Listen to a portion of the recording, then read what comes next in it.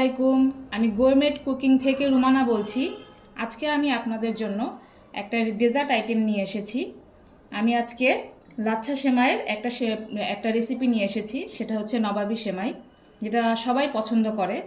ঈদ আসতেছে সামনে, সেই উপলক্ষে আমি আজকে এই রেসিপিটা কিভাবে সহজে করা যায় বাসায় তাই দেখাবো। আর এরকম একটা ডেজার্ট যদি টেবিলে থাকে ঈদের সময়, তাহলে টেবিলের চেহারাটাই বদলে যাবে এবং মেহমানরাও খুব পছন্দ করবে। তো চলেন দেখা যাক যে কত সহজে এবং অল্প উপকরণ দিয়ে আমাদের এই ডেজার্ট আইটেমটা তৈরি করা যায়। চলুন দেখে আসি রেসিপিটা। আমি নবাবী সেমাই রান্না করার জন্য এখানে প্রথমে 2 চামচ বাটার দিয়ে নিয়েছি। বাটারটা মেল্ট হওয়া পর্যন্ত আমরা অপেক্ষা করব। এখানে 1 প্যাকেট লাচ্ছা সেমাই নিয়ে নিয়েছি, ওটা ঢেলে দেব। আমি এর ভেতর 2 চামচ চিনি, 2 চামচ চিনি, 2 চামচ মিল্ক পাউডার দিয়ে দেব। হালকা ব্রাউন কালার করে আমি সেমাইগুলোকে ভেজে নিচ্ছি। আমি সেমাইটা ভাজার জন্য এখানে বাটার ব্যবহার করেছি। আপনারা চাইলে ঘিটাও ব্যবহার করতে পারেন, কিন্তু তেল ইউজ করবেন না। তেল ব্যবহার করলে সেমাইটার আসল যে মজাটা সেটা আসে না। আমার সেমাইটা গোল্ডেন ব্রাউন কালার হয়ে গেছে। এভাবে আস্তে আস্তে একটু সময় নিয়ে সেমাইটাকে ভাজতে হবে। কিছুটা সময় নিয়ে ধৈর্য ধরে একটু সেমাইটা ভেজে নেবেন। আমি এখন সাইড করে রেখে দেব। এখানে আমি 1 লিটার দুধকে জাল দিয়ে ঘন করে নিয়েছি। এর ভিতরে এই যে কিনতে পাওয়া যায় ডানো ক্রিম, আপনারা এটার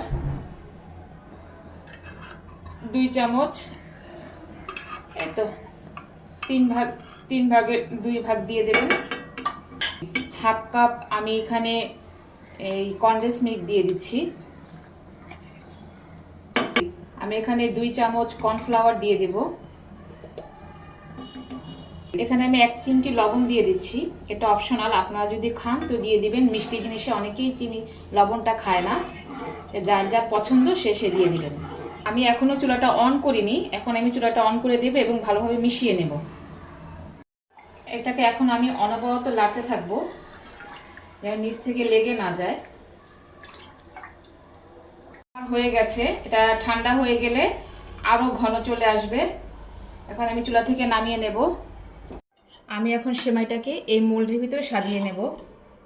আমি যে সেমাইটা ভেজেছিলাম সেটার অর্ধেকটা এটার উপরে বিছিয়ে নিচ্ছি।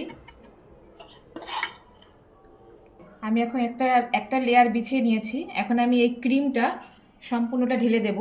একটু গরম থাকতে হবে। এখন আমি উপর থেকে বাকি সেমাইটা আস্তে আস্তে এভাবে বিছিয়ে দেব। আমি পুরো সেমাইটা নিয়ে নিছি। এখন আমি এই কিছু ড্রাই ফ্রুটস উপর থেকে দিয়ে দেব।